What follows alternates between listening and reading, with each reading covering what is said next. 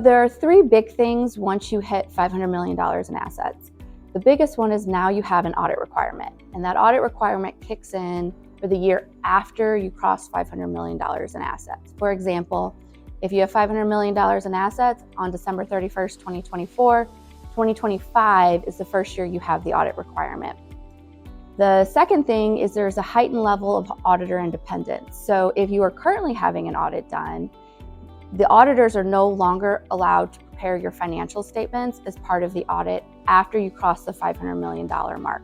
There's more stringent independence rules we have to follow. And then the third thing is the composition of your audit committee.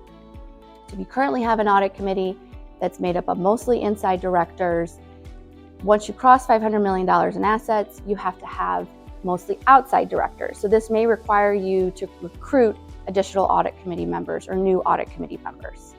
You've now crossed over $1 billion in assets. So what does that mean? You still have to follow all the requirements you had to follow when you crossed over $500 million in assets, but there are some additional requirements.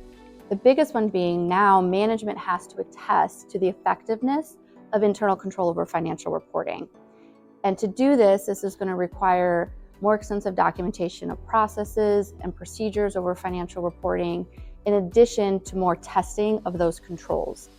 Because the auditor now also has to provide an opinion over the internal control framework over financial reporting. In addition, the audit committee is going to change again. So when you crossed over 500 million, you had to have mostly outside directors. Now that you're over $1 billion, you have to have all outside directors. So again, probably have to recruit some more audit committee members.